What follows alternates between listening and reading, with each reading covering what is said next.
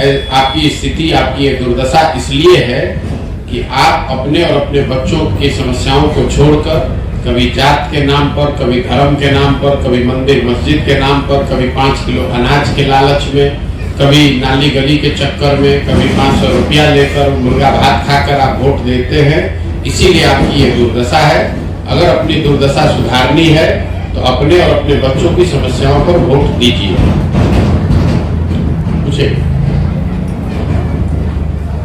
पूछिए जी, पूछ रहे थे कल डीएमसीएच में जल संसाधन मंत्री संजय झा का कार्यक्रम हुआ था, जिसके बाद एक वीडियो वायरल हुआ जहां डीएमसीएच के कई कर्मी, डॉक्टर वगैरह शराबबंदी के बाद भी नशापान करते, दारू पीते वीडियो वायरल हुआ। उस पर सर क्या है?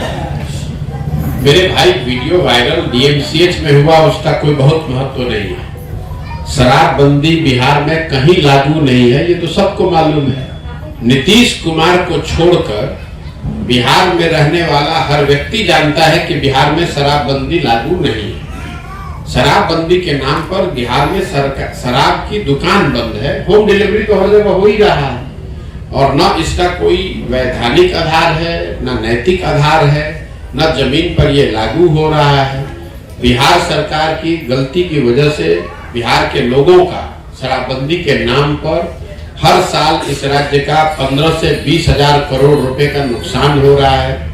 और ये पैसा यहाँ का जो शराब माफिया है या जो यहाँ पर सरकारी भ्रष्ट अफसर है, पुलिस प्रशासन, वो शराब माफिया के जरिए वो पैसा कमा रहा है। तो लोगों का नुकसान हो रहा है। शराबबंदी कहीं लागू है नहीं और जितने माफिया भ्रष्ट अधिकारी हैं इससे पैसा कमा रहे हैं। लेकिन नीतीश कुमार की हठधर्मिता है कि नहीं, शराबबंदी लागू रहेगा पेपर पर। वही परिणाम है जो आप डीएमसीएच का एक वीडियो दिखा रहे हैं। ये तो गांव जितने लोग यहाँ बैठे हैं सबसे पूछिएगा, लोग बताएगा कि ना भैया घरे घर शराब बिक रहा है। इसमें नई बात क्या है?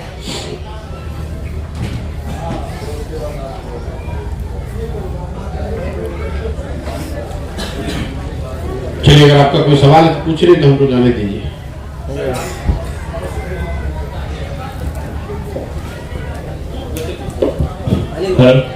बोलिए ना भाई, बोलिए, आवाज आ रही है, बोलिए।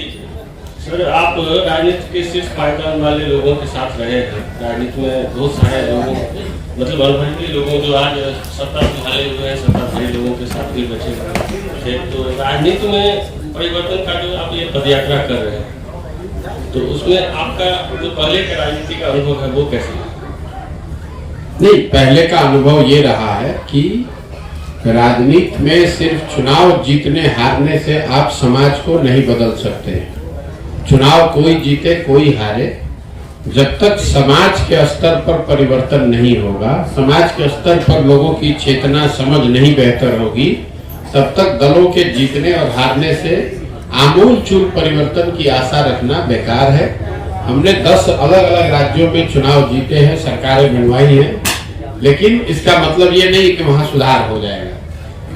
जब यहाँ कांग्रेस की, यूपीए की दिल्ली में सरकार थी तो भी बिहार में इतनी ही गरीबी, इतना ही बेरोजगारी, इतना ही पलायन था। आज मोदी जी का दिल्ली में सरकार है तो भी बिहार में उतनी ही गरीबी, उतना ही भ्रष्टाचार, उतना ही पलायन है। जब 15 वर्ष लालू जी यहाँ शासन में थे तो भी बिहार में वही हालत था। अभी 17 वर्ष 18 वर्ष से नीतीश कुमार है तो कमोबेश स्थिति वही बनी हुई है। थोड़ा बहुत इधर उधर कुछ सुधार हो सकता है, लेकिन कमोबेश स्थिति वही है जो पहले लालू जी के राज्य में थी। 1990 में जब लालू जी मुख्यमंत्री बने तो भी देश का सबसे गरीब राज्य बिहार था। 2004 में नीतीश कुमार जब मुख्यमंत्री बने तो भी आप देश के सबसे गरीब और पिछड़े थे, और आज 2023 में भी देश का सबसे गरीब, सबसे पिछड़ा, सबसे ज्यादा बेरोजगारी पलायन वाला राज्य बिहार ही है। उसमें कोई परिवर्तन तो आया नहीं। सर, तेजस्वी यादव ने स्कूल में बच्चों के सामने कहा कि हम 2 सीएम का बेटा होकर पढ़ाई नहीं की, चाहते तो जाली डिग्री ले लेते लेकिन नहीं। अपने आप को अनपढ़ बताना, अगर इसको आप बहुत समझदारी वाली बात बताते हैं तो अपने आप दिखाता है कि मुख्यमंत्री के लड़के होने के बावजूद अगर उन्होंने पढ़ाई नहीं की तो ये कोई बहुत बड़ा पराक्रम का विषय नहीं है, ये तो शर्म की बात है। लोग तो कभी कभी परिस्थितिवश आर्थिक मजबूरी में पढ़ाई नहीं कर पाते हैं, लेकिन आपके पास सारी व्यवस्था होने के बाद भी अगर आपने पढ़ाई नहीं की तो ये दो बातों को दिखाता है कि या तो आप पढ़ाई की महत्ता को जीवन में समझते नहीं कि पढ़ाई की कितनी बड़ी महत्ता है, या फिर आप इतने अहंकारी व्यक्ति हैं कि आपको लगता है कि हम पढ़े चाहे न पढ़े, हमें तो जीवन में जो मिलना है वो मिल ही जाएगा। तो ये तो अपने मुंह पर अपने कीचड़ लगाने वाली बात है। अच्छा सर, हम जानना चाहेंगे आखिर जन स्वराज का ये पद यात्रा है क्या? पदयात्रा समाज में जाकर लोगों से मिलना, उनको ये बताना कि भाई तुम्हारी स्थिति किसी दल को वोट देने से सुधरने वाली नहीं है, क्योंकि अगर किसी दल को वोट देने से बिहार की स्थिति सुधरती तो 50 वर्ष से तो लोग वोट दे ही रहे हैं। कभी कांग्रेस को दिए, भाजपा को दिए, लालू को दिए, नीतीश को दिए, अब अगर प्रशांत किशोर को दे देंगे तो उससे कैसे सुधर जाएगा?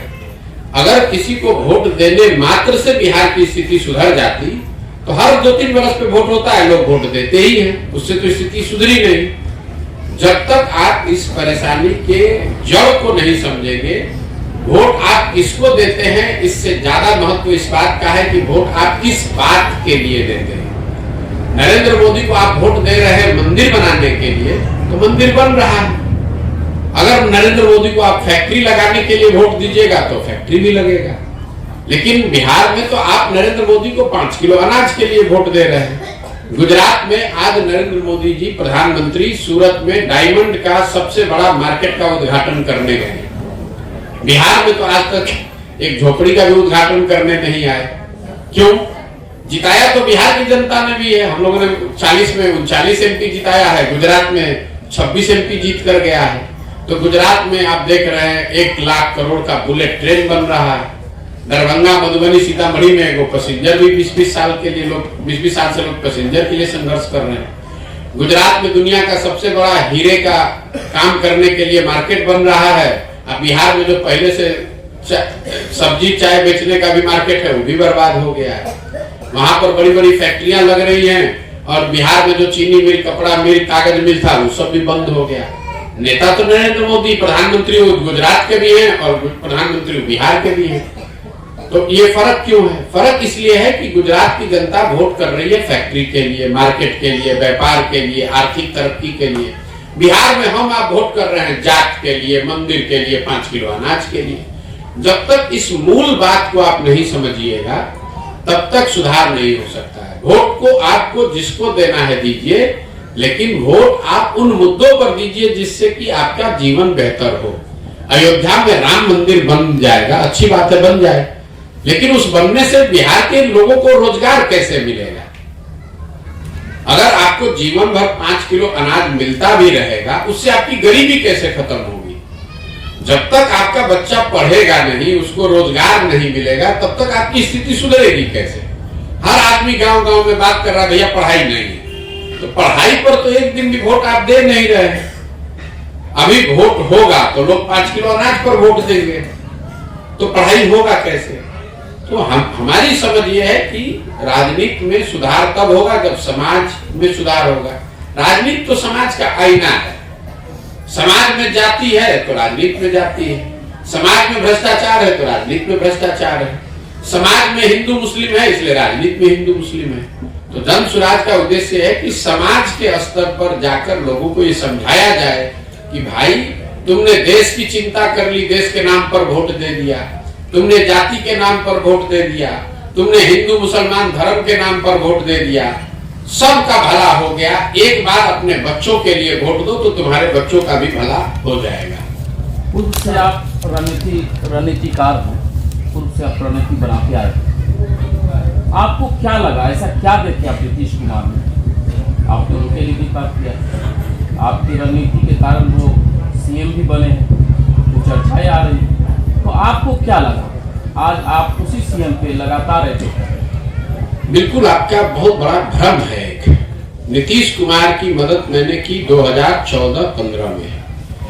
2014-15 के नीतीश कुमार और 2022-23 के नीतीश कुमार में जमीन आसमान का फर्क है, और ये फर्क हम नहीं बता रहे, बिहार की जनता बता रही है। 2005 से लेकर जिस नीतीश कुमार की मदद मैंने 2014-15 में की थी, उस नीतीश कुमार के बारे में इस राज्य में एक सोच थी कि 2005 के बाद इस आदमी ने बिहार को सुधारने का कुछ प्रयास किया है, इसलिए बिहार की जनता ने 206 सीट जिताया था। आज नीतीश कुमार को उसी बिहार की जनता ने सिर्फ 42 सीट जिताया है। क्यों? क्योंकि उनका काम खराब हो गया। जिस नीतीश कुमार की मदद की गई थी, वो नीतीश कुमार वो व्यक्ति थे जो वाजपेयी जी के प्रधानमंत्री रहते हुए रेल मंत्री थे और रेल की एक दुर्घटना हो गई गैसल असम में, तो नीतीश कुमार ने अपने पद से इस्तीफा दे दिया कि भाई 200 से ज्यादा लोगों की मृत्यु हो गई, हम पद पे कैसे रहेंगे।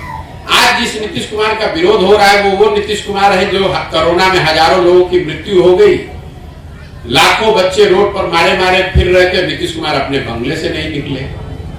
शराब पीने से किसी की मौत होती है तो पेट जेब में हाथ डाल के हंसते हैं, कहते हैं जो पिएगा वो मरेगा। उस नीतीश कुमार की मदद की गई थी 14-15 में, जो चुनाव नहीं हारे थे 2014 में, उनका दल हारा था, उनके एमपी की संख्या, सांसदों की संख्या घटकर 2 हो गई थी। उन्होंने पद से इस्तीफा दे दिया कि भाई अब तो हम मोरल राइट हमको नहीं है। आज जिस नीतीश कुमार का विरोध हो रहा है वो नीतीश कुमार है जो चुनाव हार गया है। 243 के विधानसभा में आप 42 विधायक हैं तो हार गए चुनाव, लेकिन कोई ना कोई पिछला दरवाजा से जोड़ तोड़ लगाकर, कभी लालटेन पकड़कर, कभी कमल पकड़कर आप कुर्सी पर चिपके हुए हैं। और जो सबसे बड़ी बात है, आप समझिए, लोकतंत्र में 5 वर्ष का पर चुनाव क्यों होता है? लोकतंत्र में 5 वर्ष पर चुनाव क्यों होता है? 10 वर्ष पर भी होता तो अच्छा था। भाई आप एक बार चुन ही दिए, 10 वर्ष तक उसको चलाने दीजिए। ये 5 वर्ष का नियम इसलिए बनाया गया है कि जिस दल पर, जिस नेता पर, जिस विचारधारा पर भी आपका भरोसा हो, उस भरोसे के आधार पर आप उस दल की, उस नेता की, उस विचारधारा की मदद कीजिए, वोट दीजिए, उसको चुनाव जिताइए।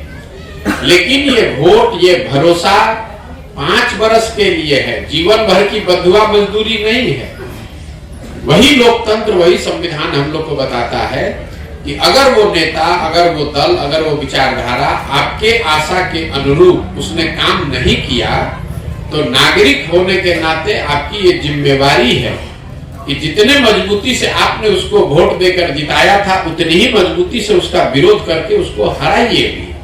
अगर ऐसा नहीं होता तो फिर चुनाव की जरूरत ही क्या है?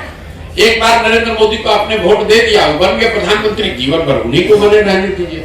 अब अगर आप नरेंद्र मोदी जी काम न करें, उनको वोट न दे के आप किसी दूसरे को दीजिएगा, तो लोग कहेगा कि वोट काहे बदल रहे हैं, पहले तो आप मोदी जी को दिए थे। अरे भाई, चुनाव होता ही इसलिए है कि आप 5 वर्ष के काम के आकलन के आधार पर निर्णय लें। अगर अच्छा किया तो साथ में रहें, अगर अच्छा काम नहीं किया तो उसका विरोध करें। आपके नजरिए से केंद्र की भाजपा सरकार और बिहार की महागठबंधन सरकार, दोनों को आप कैसे देखते हैं? मैं ऐसे देखता हूं कि चाहे केंद्र में भाजपा की सरकार हो, यहाँ महागठबंधन की सरकार हो, या इससे पहले केंद्र में यूपीए कांग्रेस की सरकार थी और यहाँ पर एनडीए की सरकार थी, खाली कॉम्बिनेशन बदल गया है। चारों सरकारों ने बिहार की जो मूलभूत समस्या है, शिक्षा, बेरोजगारी, पलायन, यहाँ की आर्थिक स्थिति में सुधार, उस पर कोई काम नहीं किया है। और ये हम नहीं कह रहे, तो बिहार की जनता कह रही है। तो कहीं ना कहीं सिर्फ दलों के हेर फेर करते रहने से, पहले केंद्र में कांग्रेस महागठबंधन की सरकार थी, बिहार में एनडीए भाजपा की सरकार थी, अभी केंद्र में एनडीए की सरकार है, यहाँ महागठबंधन की सरकार है। लेकिन पिछले 30-35 वर्ष में बिहार में शिक्षा की स्थिति तो नहीं सुधरी। 30-35 वर्ष में बिहार में फैक्ट्री नहीं खुले, यहाँ से बेरोजगारी नहीं खत्म हुआ, पलायन नहीं रुका। इसी बिहार में किसानों की स्थिति बेहतर नहीं हुई। तो कहीं ना कहीं बिहार के लोगों को ये समझने की जरूरत है कि जब तक हम लोग अपनी समस्याओं पर अपने लिए व्यवस्था नहीं करेंगे, चाहे केंद्र में भाजपा आ जाए, कांग्रेस आ जाए, लालू आ जाए, नीतीश आ जाए, इससे सुधार होने वाला नहीं है।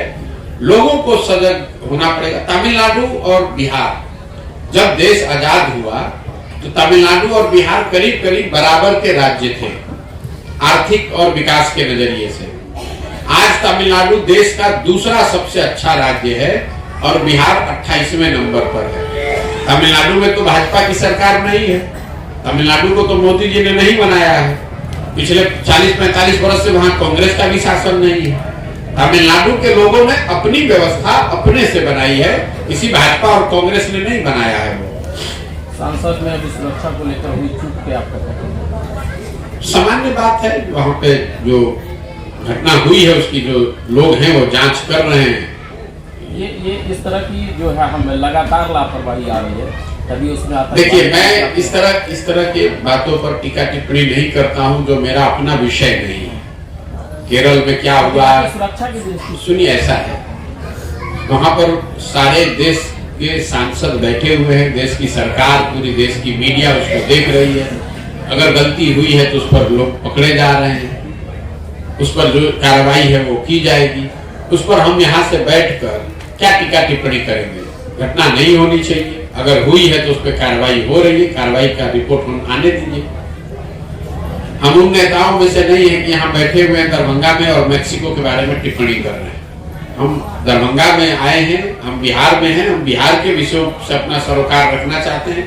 बाकी देश दुनिया में जो हो रहा है ठीक है, सुन रहे हैं, समझ रहे हैं। हर चीज पर हम टीका टिप्पणी करें ये जरूरी नहीं है। हमारा जो अभी फोकस है, हमारी जो प्राथमिकता है वो बिहार के लोग, बिहार की समस्या, इससे कैसे लोगों को निकाला जाए, कैसे लोगों को इसमें जोड़ा जाए, मेरी प्राथमिकता ये है। केरल में क्या हो रहा है, उड़ीसा में क्या हो रहा है, फिलिस्तीन में क्या हो रहा है, वो सब विषय है, महत्वपूर्ण हो सकता है, लेकिन मेरे नजरिए से सबसे महत्वपूर्ण यह है कि बिहार में स्थिति को कैसे सुधारा जाए। और मैंने अपने जीवन के कुछ वर्ष इस बात के लिए निकाले कि मुझे जो भगवान ने शक्ति, बुद्धि, साधन, व्यवस्था दिया है वो सब लगाकर हम बिहार में लोगों की स्थिति को बेहतर करें, उनकी मदद करें, उस पर ही हम अपना फोकस रखना चाहते हैं। आपको नहीं लग रहा बिहार बदल रहा है? अभी बीपीएससी का एग्जाम हुआ, उसमें बहुत सारे जो है शिक्षक बने हैं, उसके बाद क्या बदल रहा है उसमें? बिहार बिजनेस कनेक्ट 2023, जिसमें विदेश के भी निवेशक आए हैं। अच्छा, आपको नहीं लग रहा बिहार आपको अगर बदलता हुआ दिख रहा है तो आंकड़ों में दिखेगा कितने शिक्षकों की बहाली हो गई। बिहार में 10 लाख शिक्षक होने चाहिए, 1,25,000 शिक्षकों की सरकार ने बीपीएससी के माध्यम से बहाली की घोषणा की है। उसमें 1,25,000 में से आधा से ज्यादा शिक्षक वही है जो पहले से सरकारी शिक्षक था, वो नियोजित था, अब राजकर्मी हो गया है। तो पहले तो ये भ्रम झूठा मत फैलाइए, 1,25,000 लोगों को नई नौकरी मिल गई। जो बाकी आधे बच गए उसमें से भी ज्यादातर लोग डोमिसाइल नीति की वजह से बिहार के बाहर के लोग हैं। और मान लीजिए कि ये शिक्षक बहाल हो भी गए तो उससे क्या आपके गांव में, यहाँ पर आपके प्रखंड में कोई विद्यालय में पढ़ाई की स्थिति सुधर गई है? वो बता दीजिए। तो अगर आपको बिहार में स्थिति बदलती दिख रही है तो कम से कम 15 महीना से हमको तो नहीं दिख रही, हम भी गांव-गांव जा रहे हैं। हमको तो लोग नहीं बता रहे कि भैया पिछले 2 साल में बड़ा अच्छा हो गया, बिहार में सड़क बन गई, कि उद्योग लग गया, कि फैक्ट्री लग गया, कि बाहर गए हुए लड़के वापस आ गए, कि यहाँ पढ़ाई सुधर गया। हमको नहीं दिख रहा। अगर आपको दिख रहा है तो बताइए। हम तो घूम ही रहे रोज गाँव-गाँव, हमको तो अभी तक किसी ने नहीं बताया कि भैया बिहार में बहुत अच्छा काम हो रहा है, बहुत बढ़िया सुधार होने लगा। हमें नहीं दिख रहा, आपको दिख रहा है तो आप बताएं। ठीक है भैया, बहुत बहुत धन्यवाद। तेजस्वी यादव का दावा है कि बिहार में 50 करोड़ का इन्वेस्टमेंट दिया होगा और आप कहते हैं कि बिहार में रोजगार नहीं है। मेरे भाई, पहले तो नंबर 50 करोड़ का है कि 50,000 करोड़? 50,000 करोड़। तो ये तेजस्वी यादव के जीवन में शायद पहली बार इस तरह का कोई एक सम्मेलन हुआ है। आपकी जानकारी के लिए बता दूं कि बिहार, देश के ज्यादातर राज्यों में इस तरह के सम्मेलन होते हैं और उत्तर प्रदेश में, गुजरात में, कर्नाटक में जब इस तरह का सम्मेलन होता है तो 50,000 करोड़ नहीं, ये जो MOU जिसको कहते हैं, ये कोई इन्वेस्टमेंट नहीं है, ये इंटेंट है। ये लोग घोषित करते हैं 30 लाख करोड़, 40 लाख करोड़, 50 लाख करोड़ और उसके बदले इन्वेस्टमेंट होता है 2,000 करोड़। तो वहां कौन देश का बड़ा उद्योगपति उसमें आया था, जरा ये बता दीजिए। कहाँ पे कौन सी फैक्ट्री यहाँ चालू करने के लिए कंक्रीट कोई प्रपोजल घोषित हुआ है, ये बता दीजिए। और तेजस्वी यादव की समझ क्या है? तेजस्वी यादव की जितनी समझ है उतना ही तो बोलेंगे।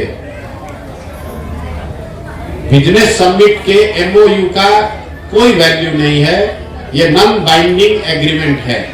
आप जाइएगा और आप बिजनेसमैन बन के कहिएगा कि हम 20,000 करोड़ रुपया का बिहार में इन्वेस्टमेंट करेंगे, निवेश करेंगे, तो सरकार उसको लिख लेगी कि भाई ये 20,000 करोड़ रुपए का निवेश करेंगे। ये कोई बाइंडिंग एग्रीमेंट नहीं है, पैसा नहीं आया है। मीटिंग में आप आए, आपने कहा हाँ हाँ हम यहाँ पर पैसा इन्वेस्ट करेंगे। अगर जितना पैसा MOU होता है इतना अगर इन्वेस्ट होने लगे तो गुजरात में 90 लाख करोड़ से ज्यादा का MOU पिछले 10 वर्ष में हुआ है। कितना? 90 लाख करोड़ का। इसका कोई वैल्यू नहीं है, एक पैसे का नहीं। जिस कागज पे वो लिखा है उस कागज की कीमत उससे ज्यादा है जिस पर